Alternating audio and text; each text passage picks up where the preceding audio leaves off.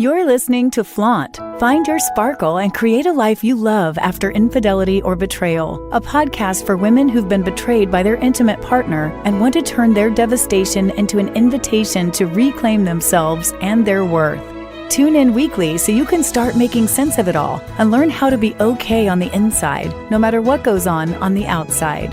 Download your free Betrayal Recovery Toolkit at betrayalrecoveryguide.com.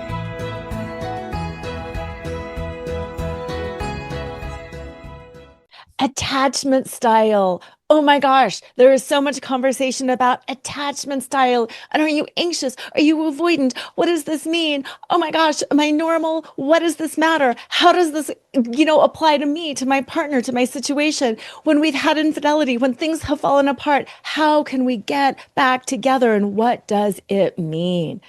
We are going to talk a little bit about that today, but we are really going to move into some amazing practical tools, practical pillars, so you can learn more about yourself and your way of relating, your partner and their way of relating, whether you are together or not. This information is going to really help you understand how to show up better, and it's going to give you hope. Because I know from my experience with infidelity and betrayal, it's so awful when you don't have hope. And there's so much negativity out there that leave the person, they're awful, and leopards don't change their spots and all of this stuff. So we are going to move into a lot of hope, a lot of clarity, and a lot of real tools. So by the end of this show today, you are going to feel empowered, centered, and clear. My guest is Bryan Power, and he is a certified integrated attachment theory coach. And yeah, he's had a lot of his own experiences from relationship failure to very positive, healthy relationships. So with that, welcome to the show, Bryan. I'm looking forward to our conversation. Thanks, Laura.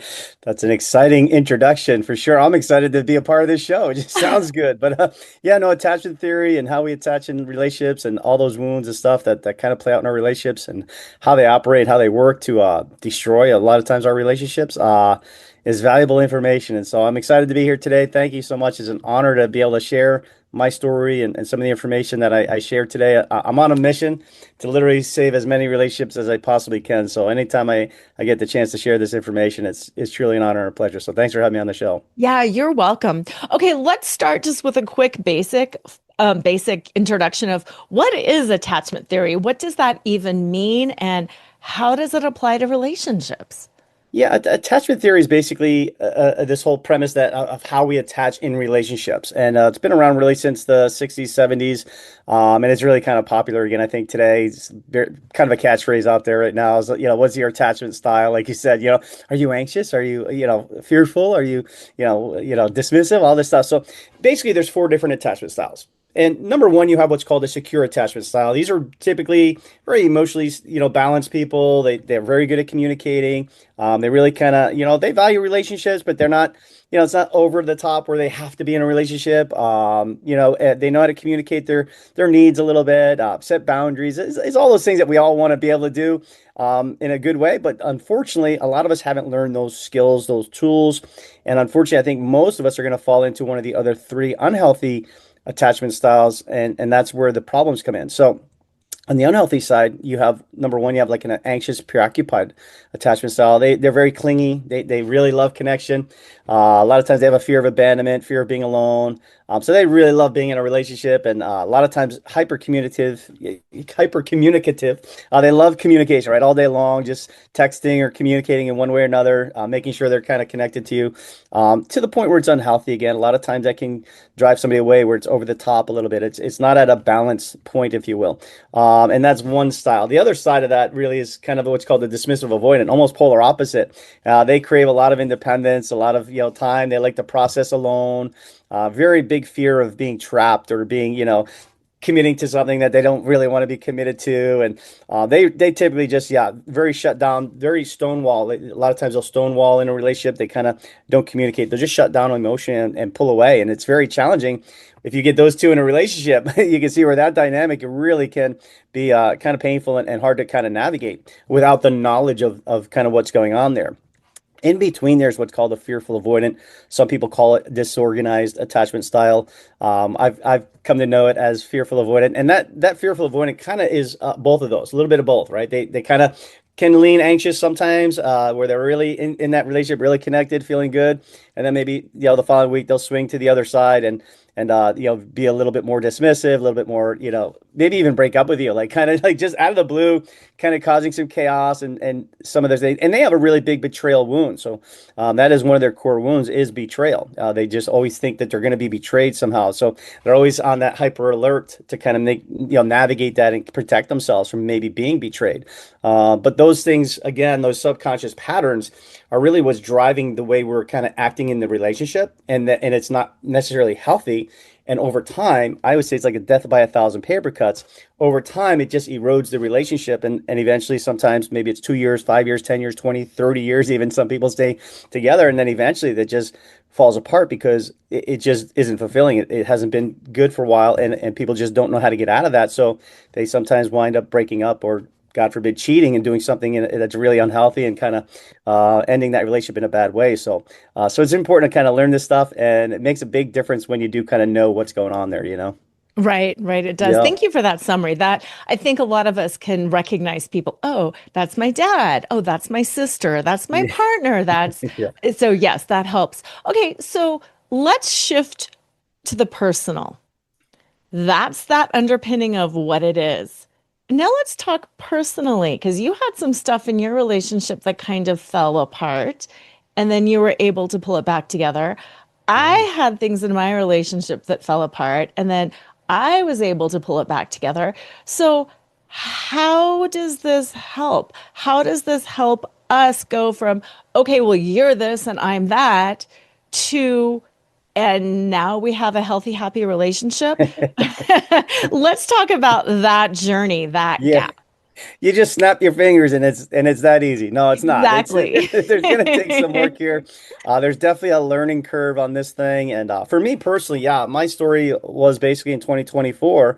My wife and I, had what I thought was a pretty good relationship. We had our disagreements here and there, but never thought that we were gonna, break up or have any kind of major issues there. There was no infidelity. There was no financial issues. There wasn't, drug abuse or anything kind of, that really glared out where you're Big. like, oh, maybe, yeah, maybe that's not a good situation. We just had our normal disagreements, fights, couldn't really navigate those a little bit. And those were starting to progressively get a little bit worse, leading up to that. Looking back, I can say that, right? But in early 2024, we had a little bit of a fight over my son and some parenting. And she would at that point challenge me to see a therapist.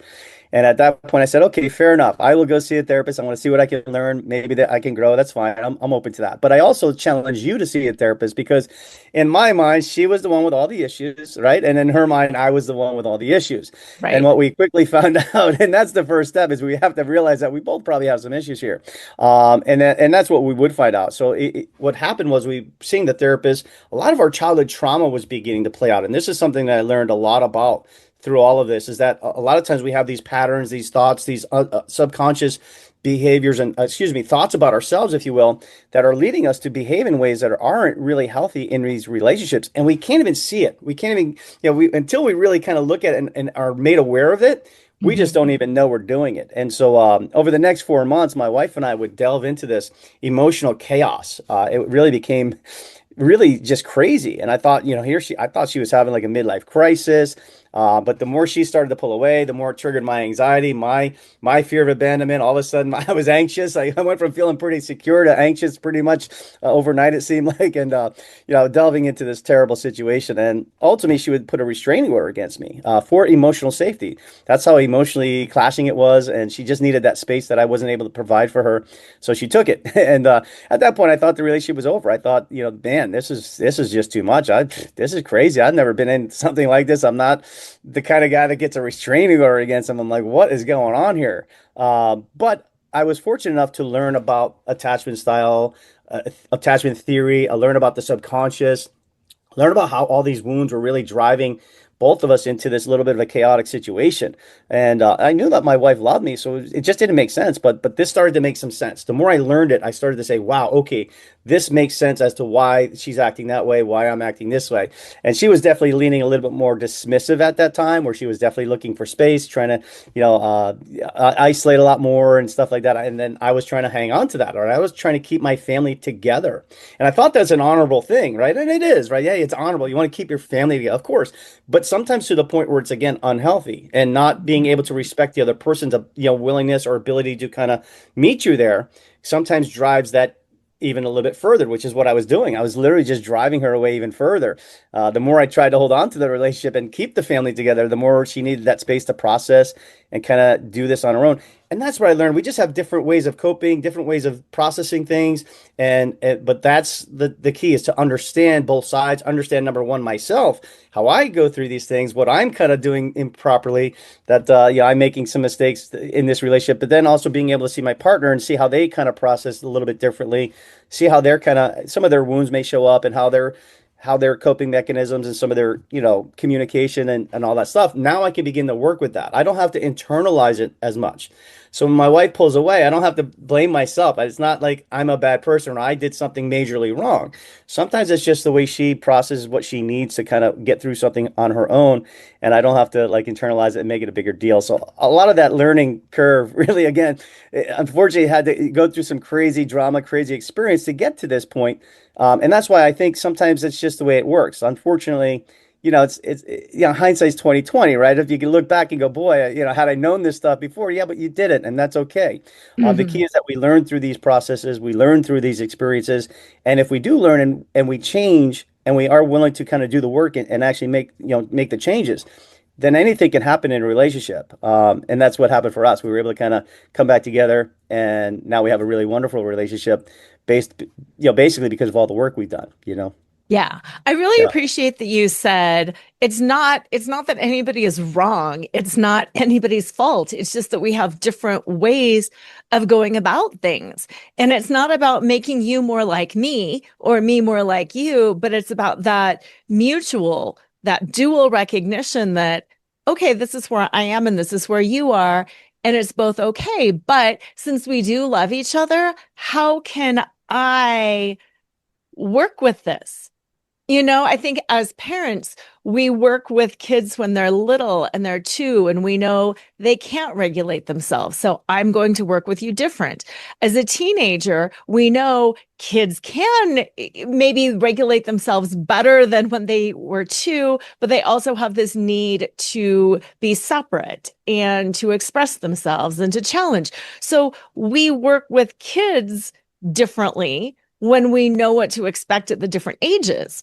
But then for some reason we get into adult relationships and it's like we have not been taught or conditioned to work with people differently based on their different needs. And I've often found that fascinating. We just barrel out into the world and are like, okay, yeah, well, people, this is who I am, and people just need to understand me, instead of realizing, yes, and I also need to understand who people are, what their wounds are, what their styles are, so I can work with them. Yeah, I think the first thing is we don't even know ourselves. Like I didn't Exactly. know myself. Like I don't even know myself sometimes. I'm like looking back, like I didn't realize some of these wounds and some of the ways I was kind of perceiving the world because of my own traumatic childhood. I came from a pretty dysfunctional childhood. And so all those, thoughts and behaviors and some of the chaos that I witnessed was setting patterns in my head. And, as an adult, being a nice guy, all this other stuff doesn't matter, right? There's certain those little subconscious patterns of maybe not being good enough, or feeling like I'm unlovable, or feeling like, yeah, I'm going to be alone. And so I don't want to be alone. I want to make sure I have somebody in my life. So I'm going to cling on a little bit more. And again, subconsciously, that's the whole point. To me, that was a big game changer. In fact, Thais Gibson, the one that I learned most of this stuff from, she said one day, and it stuck with me. She said 95 to 97% of our decisions in life are made by the subconscious. And this is the key: the conscious cannot outwill or overcome the subconscious. So even though consciously I'm thinking one thing, and I think I'm confident, I think I'm behaving a certain way, blah, blah, blah, subconsciously my brain is doing some other things and triggering different emotions, triggering different patterns in my behavior that I'm often not even aware of. And that was a like light bulb moment for me because I experienced that as the whole relationship was falling apart with my wife. Consciously, I kept saying, I'm fine, I'm comfortable, I'm confident, I'm going to be okay, all these other things. But subconsciously, all of a sudden, I was falling apart and I couldn't stop the train. And it was like bizarre. Yeah. So I know that the subconscious is very powerful. And until we become aware of that, it's really hard to get out of our own way. And so then yes, as we learn ourselves, then hopefully we can also learn our partners and some of the other styles and realize that we're not all the same. Just Mhm. because I have certain wounds, certain ways I do things, doesn't mean everybody else follows that same pattern, same thought pattern, same ideas. And so that's where we gets really problematic when we don't even know ourselves and then really don't even know our partners. And we're just winging it. We're just thinking, well, this is just the way it is, right? And I'm just winging it. And maybe I think Mhm. it's again like my partner's fault. It's not me. It must be that I have the wrong partner. And that's not always the case. A lot of times it's just we do have a good partner. It's just that we both maybe have some wounds, some issues to kind of straighten out before we can learn how to have a really good relationship together. So, Yeah, and it's yeah. again, it's nobody's fault. It's just something that you can work on together. And I appreciate how you said too, I wish I would have known. Why didn't I know these things? Because so many of my clients that I work with personally, will say, if I only knew this before, maybe the infidelity wouldn't have happened. If I only knew this before, we could have done this.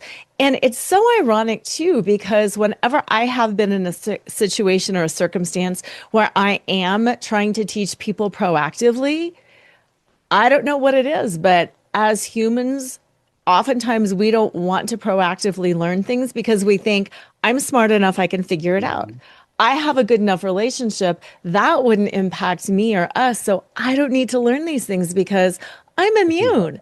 And then it happens, and then we're like, oh no, none of us are immune. Yeah, I wish I could help everybody, get there, get this information before it falls apart. But you're so right. Unfortunately, sometimes, in fact, most cases, we all think we're okay until we're not. And I always say everybody's secure until the crap hits the fan. Yes. Once things really start going south, that's when we're exposed. That's when our weaknesses and everything else starts to come out. We go, oh, wait a second. Maybe I don't have all the answers. Yeah, And that's this is often when we're the most willing to learn and maybe make those changes, which is why I call my coaching practice my relationship fail or even make your relationship fail. It's not that we're looking for failure.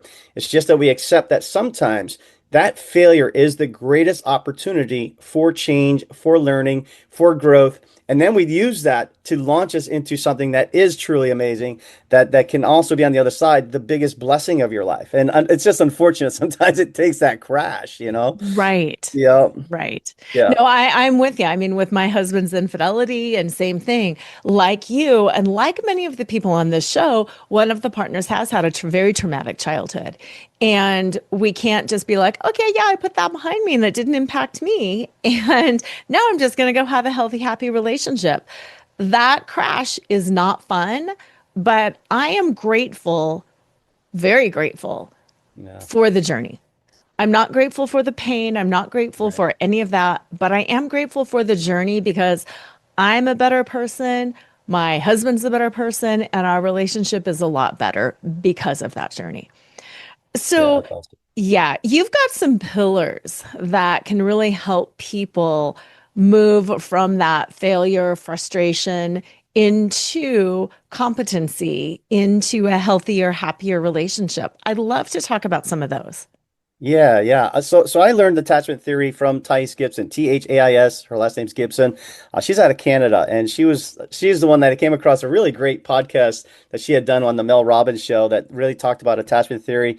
That was about a month before I got kicked out of the house, if you will, and I was fascinated by that, and I just continued to delve into her work, and she created what's called integrated attachment theory, which really is a program designed to not just so that we know what our attachment style is, because that's helpful, but it's not going to solve everything. But the six pillars of integrated attachment theory begins to move us from the unhealthy attachment styles closer and closer to the healthy attachment styles, the more secure attachment style. And I love that work. And that's where I got really hooked in. And so essentially you have six pillars. Number one, you have those core wounds. Those are the subconscious thoughts and behaviors that we're thinking about, those subconscious thoughts, excuse me, that are driving the subconscious into these unhealthy behaviors.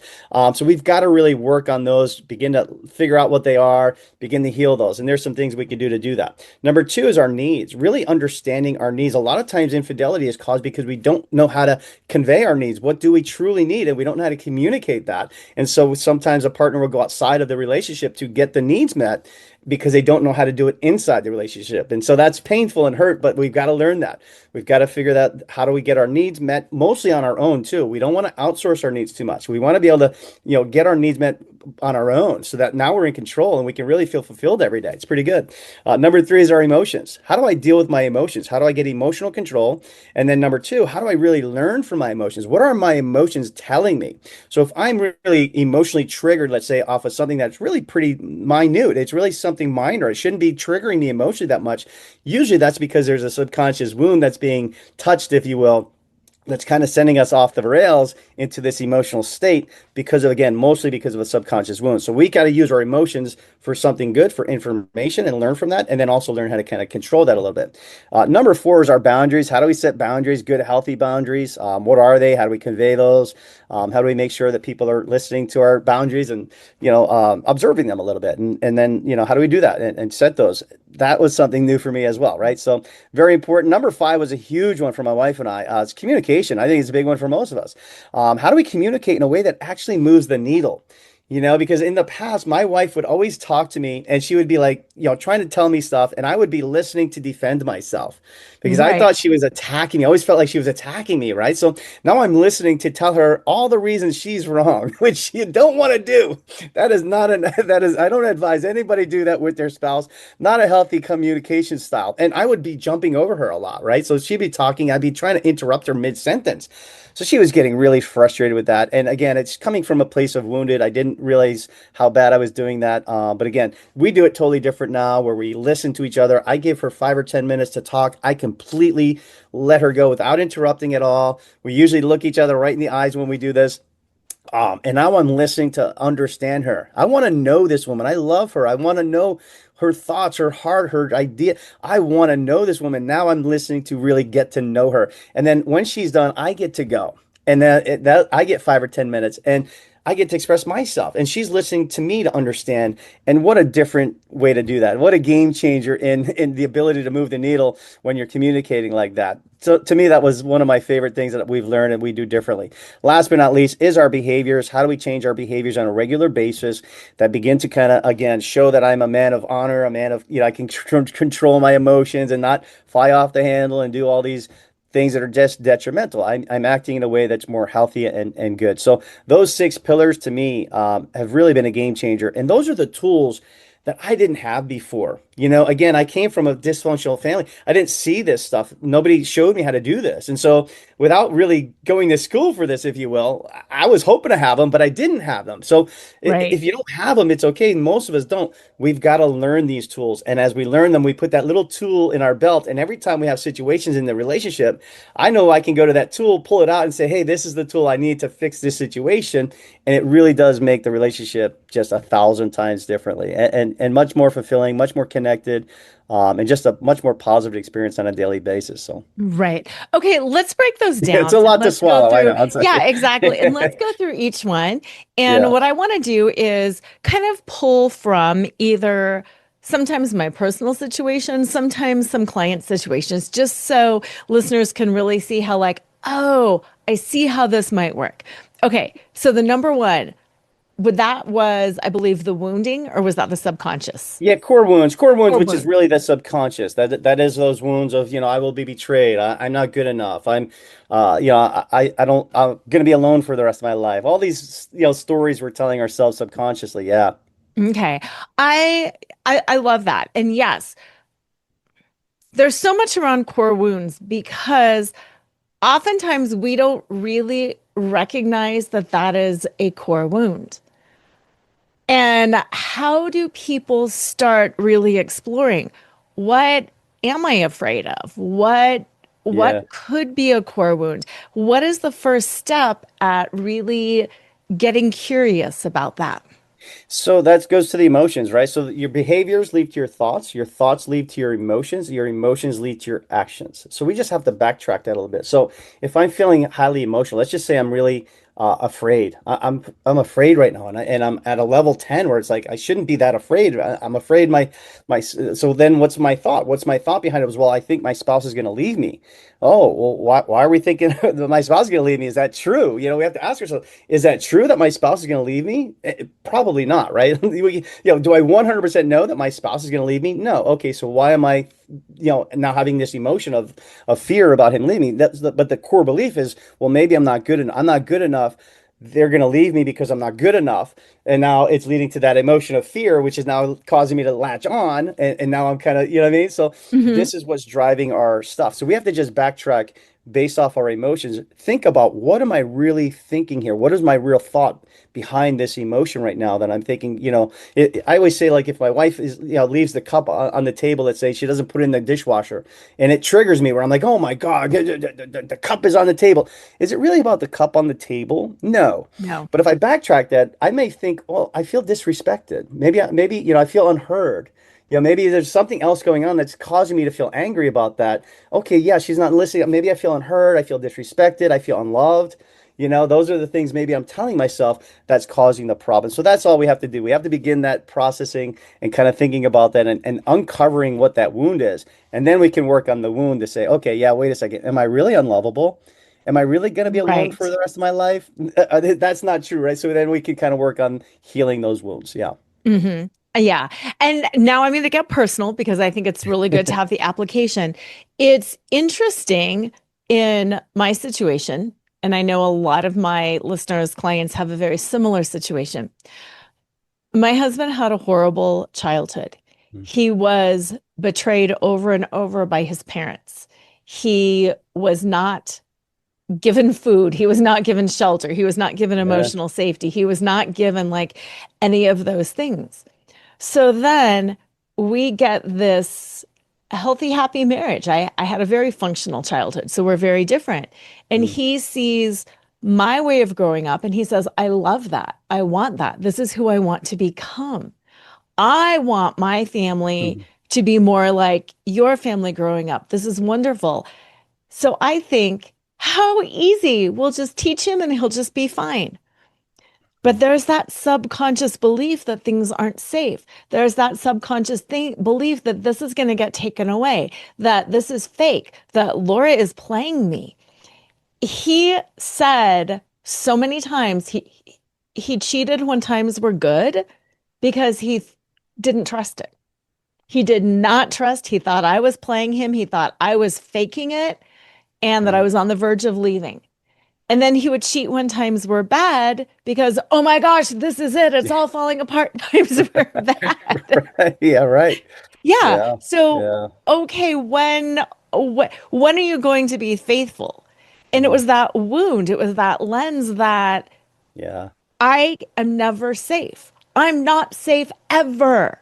And Right. it wasn't until he could really start identifying, okay, this is my wound. I believe I am never going to be safe because I never was safe. So that is probably the number one wound for fearful avoidance, is that betrayal wound. And that is a big one. So it sounds like he's probably that fearful avoidant with that big betrayal wound style. And again, that causes us to do very unhealthy things. And Yeah, we're acting out, not because he wanted to. He's just subconsciously, that protecting. fear, that betrayal wound was just being triggered. And when it got triggered for him, that was what he did to kind of cope with that, right? So yeah, terrible, terrible. But once you can know that, you can start to move the needle and heal that, then you can stop that unhealthy behavior and ultimately, Mhm. get to a good point where you're having a great relationship, because yeah, that's a tough one. That is Yeah. tough. Yeah. And what I want to point out to listeners too, it's not that, oh, poor guy, he had a wound, everything is absolved. Yay, go ahead. But it No. does help me lean into compassion. It does help me lean into understanding. It's not that you are a jerk and you're never going to change. And I bet you're a narcissist Yeah. too. Yeah. And oh my God, it doesn't activate me. It makes me go, oh. That's really sad, but that makes sense. And when Yeah. I can say those words, that makes sense, then I can walk myself forward. So, moving forward, what is that second pillar? The second pillar is the needs. Yeah, just trying to learn about our needs on a regular basis. What do I need in my life to really be happy on a daily basis? And yeah, just understanding that a little bit more. And Mhm. again, trying to learn how to fulfill that as much as possible on my own. With the career that I choose, or the people I choose to surround myself with. Yeah, just different things that I can do that kind of gives me a little bit more control than always relying on my spouse to try to fulfill those needs. Right, right. Yeah, So using my example, the need for safety. My husband had a huge need for safety because he was so wounded. He needed safety. Again, yeah, is it my job to create safety? Not necessarily. Like I can be cognizant of the fact that this is his wound yeah. and I can help, but how can he create safety in his body? How can he create safety in relationships? How can he create physical, emotional, financial, whatever kind of safety? But again, being able to identify what is that need. Yeah. I don't think before our infidelity experience, he would have ever said, I need safety because he's a big, strong man who can handle it all. Right. Yeah. Right. Yeah. Yeah. We're big tough guys until we're not, until we're broken and realize, yeah, we're not all that tough after all. We do want that beautiful relationship that we're craving on the inside, like little boys. We want that spouse. We want to be the good husbands. We want to do that. But we don't know how, especially when we like your husband and I also been through kind of similar, right? Very dysfunctional type childhood where we just have these issues that we don't even understand. But yeah, you have to learn, how do I create that safety? For the most part, you're right. He's got to learn to do that on his own. He's got to heal that wound and understand that, the child that he had was dysfunctional and it wasn't true. And it's not, everybody's not like that. And so, how do I begin to kind of look at that and then look at you as a wonderful spouse? Like, are you giving him reasons to believe that you're actually going to betray him? And you start to piece all this together. There's some good exercises we can do that begin to retrain the subconscious, that start to move the needle with that. And because a lot of this again is subconscious. So if we can learn to how to move the needle subconsciously, train our brain to believe that we're not going to be betrayed, that becomes more autopilot. And now we start to begin feeling a little bit more safe. And we start to realize that, what, the world isn't that crazy, chaotic experience I had as a child. Maybe there is some safety around here and I can start to relax. It takes some time, but Mhm. you can certainly move the needle into Yeah. that direction. But the awareness of that is first and foremost. God bless you too. That was a big awareness on your part to be able to kind of deal with that, accept that, and really be compassionate. Because sometimes even with that knowledge, it's not always easy to still accept that and be compassionate and actually be willing to kind of work with that. So that's a really beautiful thing that you did. Yeah. Right, right. Yeah. And I just have to name this because thank you for saying that. And it doesn't always work that way because No. sometimes couples get to the point of, okay, I understand this, I understand the wound, and then the need, instead of owning the need, what I see a lot of betraying spouses do is, I need you to. And it's Mhm. like, no, no, no, it's not, I need you to show. It's what is my need? Yeah. There's a fine line between I need you versus this is what I need, and I'm hoping we can Yeah. create this together. The one thing I've learned through all this is we cannot control our partners. All right. Right. And the more we try to control our partners, the worse that's going to get. So the best thing we can do is learn that we're only in control of ourselves. And Yeah. so how do I change myself? How do I learn to meet my own needs? What do I need in this experience? And how do I kind of work through this process? And if my spouse can't show up in a way that is healthy, or isn't willing to work on that and ultimately move the needle with me, then sometimes that relationship does Got to end, right? separate. If your husband didn't decide, hey, I want to get help, I am trying to fix this, I do want to get better, you might have said eventually, how can I live with that, right? So there is that point, right? But you can't control him. You can't force him to get better. You can't speed up the process sometimes. You can only say, I can do what I can do here and then show Mhm. up that way and then hope that your husband changes with you. Hope that the love you show and some of the kindness maybe also works in his favor, begins to help him realize certain things. And ultimately, that's all we can do. But Exactly. we cannot force that relationship. And that was the one thing I learned through this. Actually, the way I got my wife back was to let it go. Because Hmm. when we were in that restraining order time, I had no idea if she was with somebody else. I had no idea. In fact, I got to the point where I just assumed she was. And I Hmm. accepted that. And I said, but it finally hit me that I was okay with that. I was okay if she was with somebody else and she was happy. Because when we were together, I used to tell her, I'd rather you be with somebody else and be happy than to be with me and be miserable.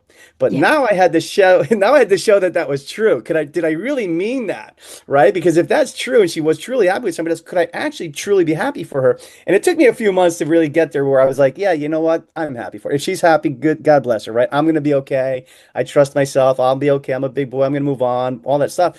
And that's where I was able to let that go. And that's really what helped bring it back.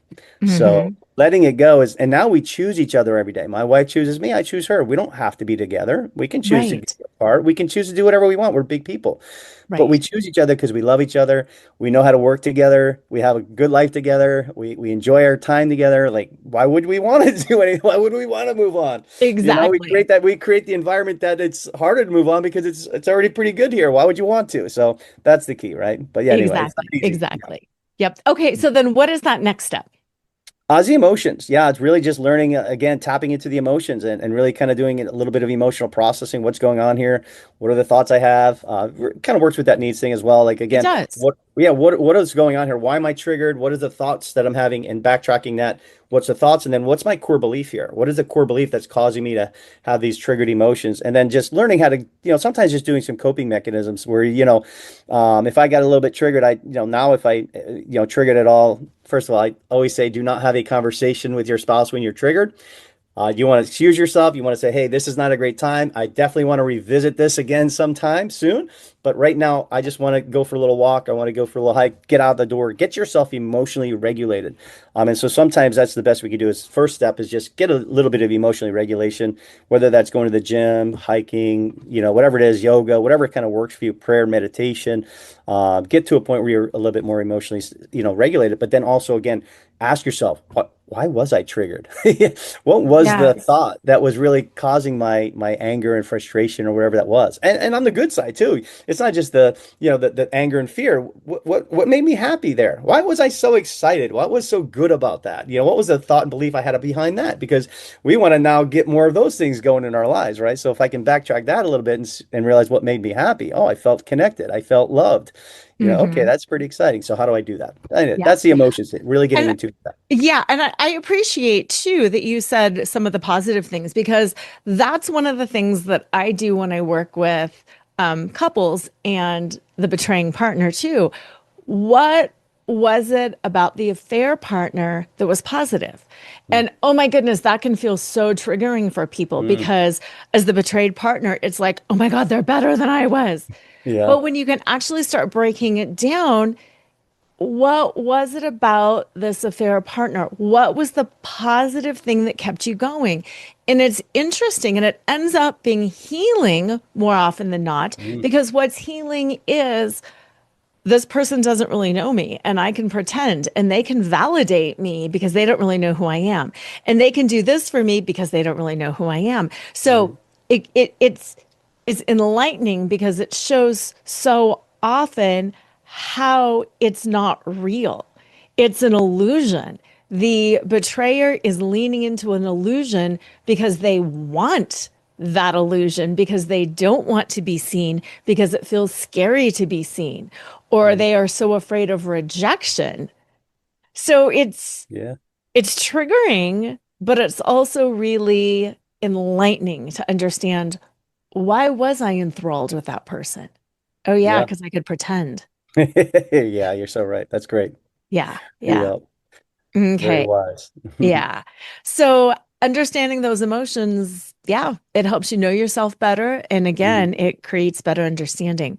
So is the next one boundaries or what was the Yeah, next? yeah, absolutely. So boundaries, like for me, if you're an anxious, preoccupied, where you have that, connection is always the most important and everything. A lot of times you're boundaryless. You're like a doormat sometimes, where you'll let people walk on you. So long as you're in that relationship, so long as you have the connection, it doesn't matter. You can walk on me, treat me like crap, whatever. As long as we're still together. And that's where we got to be careful, right? So how do I set boundaries that are healthy? How do I have boundaries at all? And then, Right. on the flip side, sometimes like the dismissive avoidant might be like set extreme boundaries or something, something really kind of where it's again not conducive to a good relationship. So how do you find that middle ground where you have good, healthy boundaries that are reasonable? And then how do you, let your spouse know this is important to me? and just keeping it simple, but also kind of knowing like these are the rules a little bit, so that the rules. I always say it's like the the boundaries are like the fence around the house, and we're the house. Okay, Hmm. so the fence protects the house a little bit. So if we don't have any boundaries, you have no fence protecting the house. But if we have big walls so big that nobody can get in, we don't have any connection. Nobody can get in. So we have to find the boundaries that are just about right and kind of work in that regard. And when we do that, it makes the relationship go a little bit better, you know. And I think it's important. You have some of the unspoken boundaries, maybe, but I think for the most part, it's great to speak your boundaries and really kind of set the parameters. What do I really expect in this relationship so that it's not just, we think we're on the same page, because a lot of times, we think we're on the same page, but we may have totally different ideas of what that really is. So it's important to kind of, let the person know, like, this is important to me. This is what I need. And then see what they say and say, yeah, I agree. I'm on page with that. I'm on, we can do that. So yeah, very Right. important. So I would love your thoughts on this because this is something that so many betraying partners will say. I confess this relationship about this affair. I've totally told you everything, and now we will never speak about it again. Mm, It's yeah. like, okay, I understand that you're kind of trying to set a boundary, but that's not realistic. You cannot just confess to this Yeah. big thing and then say, and it's over. We can never speak about it again. What are your thoughts on communicating boundaries and how to have a meaningful, healthy conversation around like, that's not realistic. And I can honor this part about you, but here are my needs. And how do we find that middle ground between you do not have the right to interrogate me 24/7 Yeah. over this Right. affair, and Right. I don't have the right to say we can never mention it again. Yeah, that's really great. That's a tough one, obviously, right? But that's exactly right. Yeah, because sometimes, yeah, right, you just one person wants to say, okay, we talked about it, let's never talk about it again, and the other Done. person still has a lot of pain and hurt, and may need to talk about that a lot more, even. But yeah, also again, not wanting to throw it in the person's face every day, because that's not healthy either. So you definitely got to work on that. Find the middle ground. Obviously, somebody who just wants to move past that has to be able to say, okay, my partner is hurting, my partner may need more communication on this, and it may feel crappy for me to have to deal with that and have to be able to say, like, okay, I don't want to have to bring this up over and over again, but it is something that my own actions did bring about. Even if it's coming from a wounded place, I still did some Right. things that are causing my partner some pain. So how do I work with that on a level that gets that person to a comfortable spot where they're feeling better about it, they're finally able to let it go. And again, on the flip side, yeah, maybe not throwing it in the person's face every day. And that's something we can say, look, I don't want to do that, right? Obviously, I don't want to throw it in your face. I'm not trying to hurt you back, right? I'm not trying to, Yes. you know what I mean? I'm not trying to hurt you back, but at the same time, I want to heal. And for me to heal, I am going to need to be able to discuss this, whatever that is, right? This is what I need. I may need to discuss it once a week for a little while, or whatever it is that we can kind of get to that point. And now we set some reasonable parameters about how we're going to navigate this really horrible experience. And so, Mhm. but you have to meet in the middle. And that's the thing. These things take compromise, which is a C word that we don't typically like. Nobody Right. likes compromise, but we have to meet in the middle. And that's what love is. Sometimes we sacrifice a little bit for the benefit of the relationship, the partnership, and say, okay, I love this person. I care about them. I'm going to go ahead and compromise a little bit. So let's meet in the middle, so that it may hurt us both a little bit to do that, but that's usually a good compromise, right? So, Yeah. but yeah, but that's more balanced. And then again, yeah, not setting the extreme stuff. Yeah. Hmm. Hmm. Okay, so Yep. what comes after boundaries then? Is communication, which is the big one for me. I think I mentioned a little bit before, my Yes. wife and I would have these communications, and she would be trying to discuss maybe an important subject with me, and or something I did, or something about our kids and parenting, and I would just listen and be like, "You're wrong. That's not true." Always listening to Right. defend. I was notorious for jumping on top of her, so she'd be mid-sentence, and I'd be telling her something that's wrong, and she would just be so frustrated and yell at me and be like, "You're not listening to me." And I would literally be like, "Of course I am. I hear every single word." Because in my mind, I needed to defend exactly what you were saying. So, but that was the listening. I was kind of, again, not listening to understand. And that's really what she was trying to say, is like, you're not listening to understand me. And that's what she needed. Right. She needed to be understood and heard. And so that's what we do differently. We definitely have a different approach. Like I said, we like to sit face to face. And this was our therapist taught me this, and it was a great practice. And we still do it. Look eye to eye. She gets 5 or 10 minutes. Let's talk about it. I want to hear your thoughts on this subject. I want to hear everything you're thinking, your emotions, your feelings on that. and I just don't interrupt her. And I just literally listen and I say, okay, what is she trying to teach me? Or what can I learn from her, right?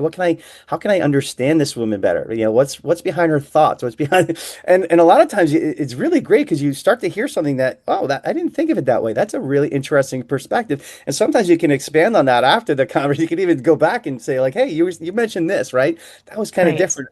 Can we talk about that some more?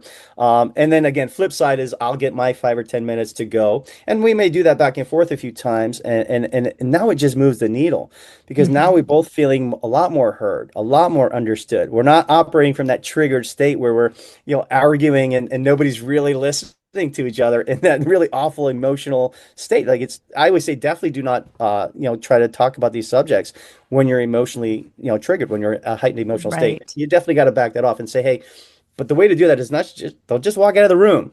Don't just walk out of the room. Right. That's not a healthy way to do it. You have to be able to look at your partner and say, you know what? I'm feeling a little off right now. I really, this is obviously a very important subject. I want to discuss this with you again. Can we revisit this in a little while, maybe an hour or two, or maybe even give me a day or two, and let's get back to this. But I've got to just get myself into a better state before we can do that and have that conversation. That's going to let your partner know that you still care. Otherwise, if you just walk out of the room, they're like, "Oh, this person doesn't even care about Right. care Never about mind. this." Yeah, right. They just don't even care about getting through this thing. So it's important. Again, that's a bit of a communication thing. How do we do that in a way that again starts to be able to really let our partner know that we're listening, we're hearing them, these things are important, the relationship is important, and that just makes things a lot there. Also, learning to take ownership of your feelings and doing more I statements. This is something I'm still working Yes. on. Is like using the I statements instead of like blaming the other person. Like you never do the laundry. It's like no, rather than Right. saying you know what, when you do the laundry, I really feel loved. I really feel appreciated. I really feel much better. Yes. That's going to move the needle a lot more than just pointing your finger at somebody and telling that they never do this or never do that. And that's again usually coming from a wounded spot, right? Because Hmm. I feel unloved, I feel unwanted, I feel unheard, whatever, disrespected. So now Right. I'm lashing out.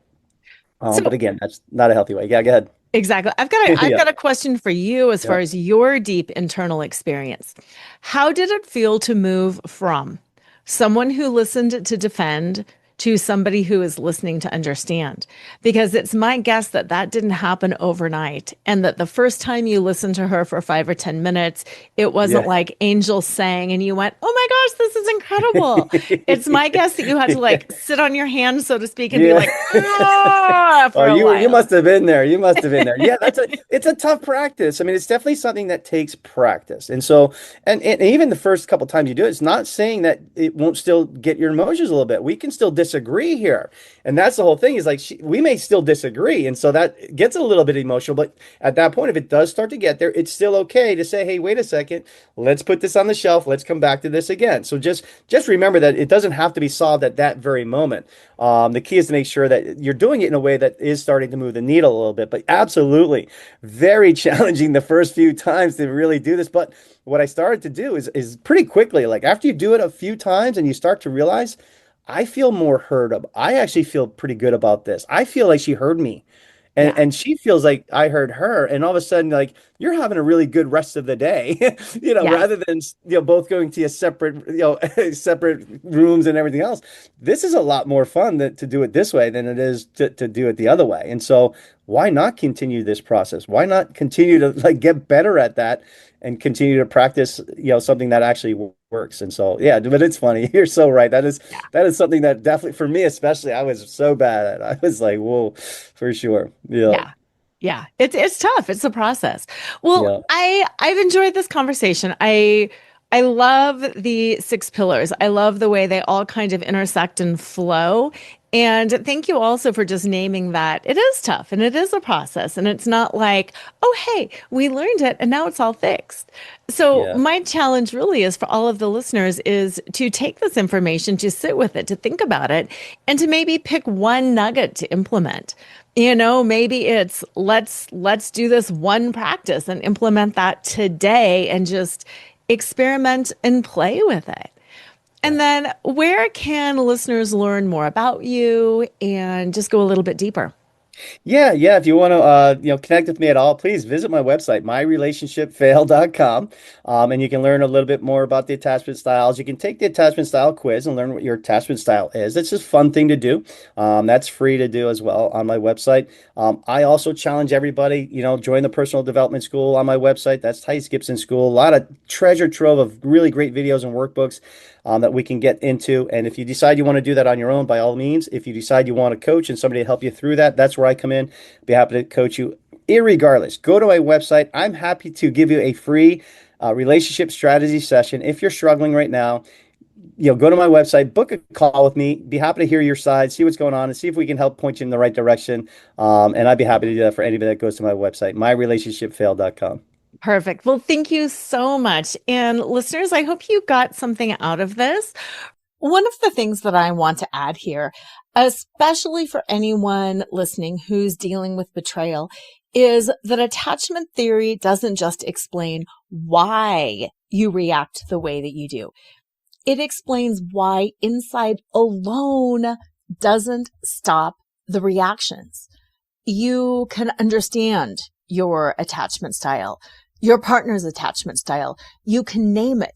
You can even explain it really clearly, like, I am this way because I am anxious attachment. He is this way because he's avoidant, whatever it is.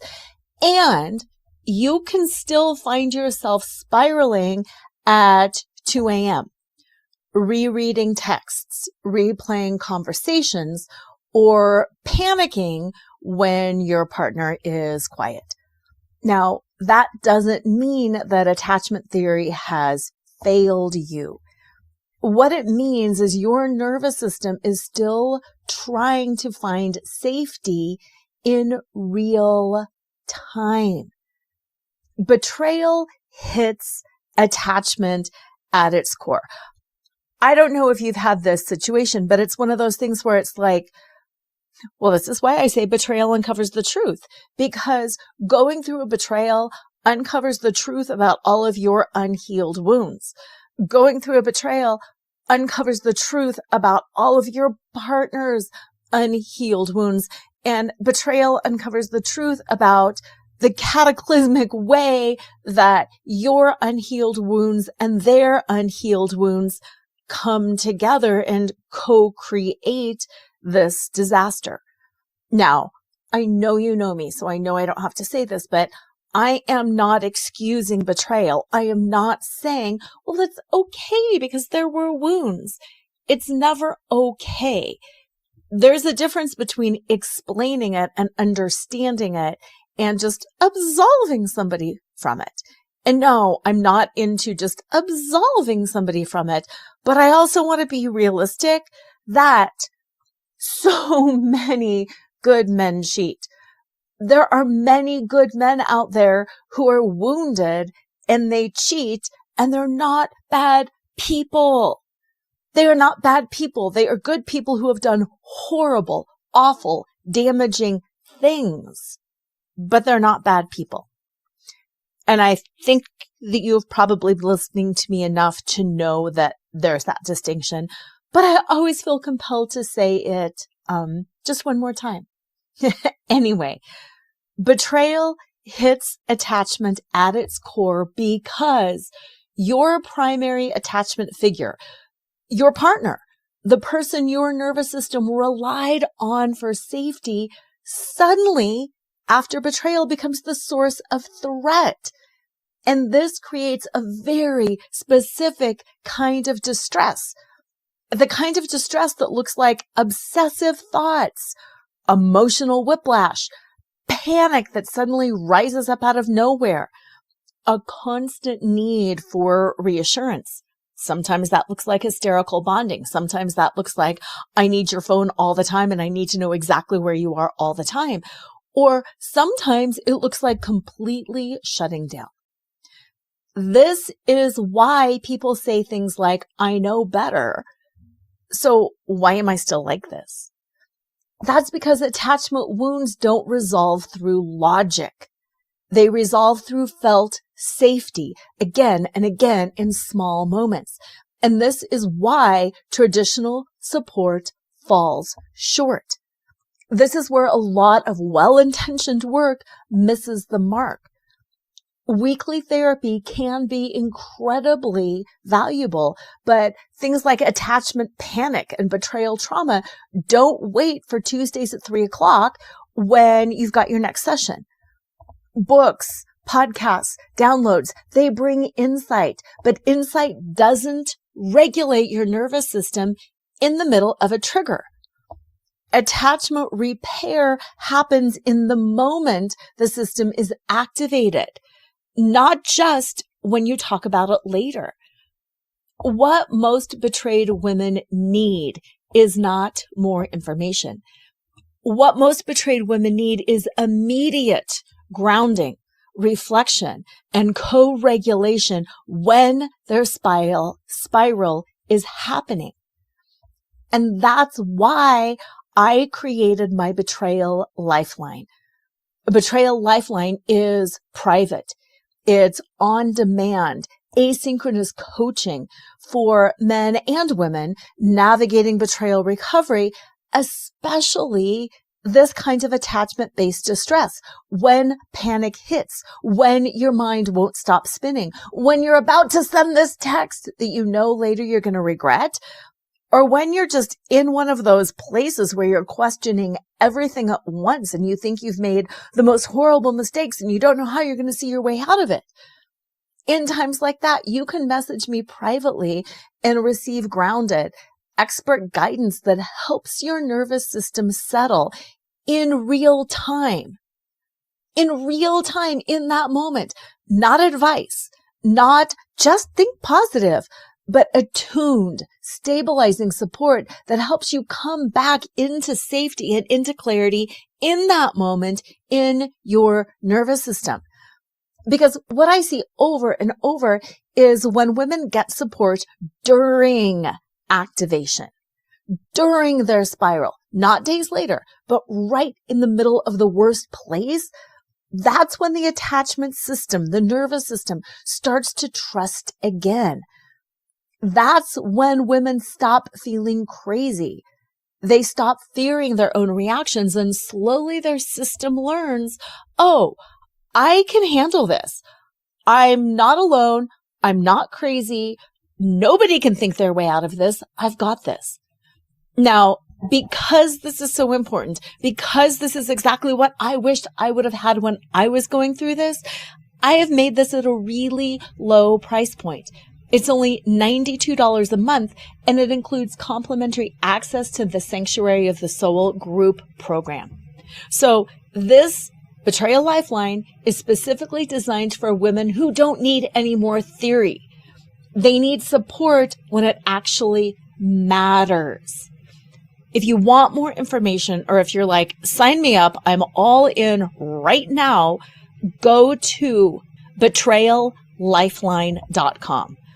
All one word, betrayallifeline.com. It's a link right there. You can sign up. You can cancel anytime. No questions asked, but we can talk. You can talk. You can reach out in the moment and get the help you need. Because this isn't about fixing yourself. This isn't about more. This is about having support when your nervous system needs it, so you can relearn safety in the moment. Have an amazing week. And as usual, always remember to flaunt exactly who you are, because who you are is always more than enough.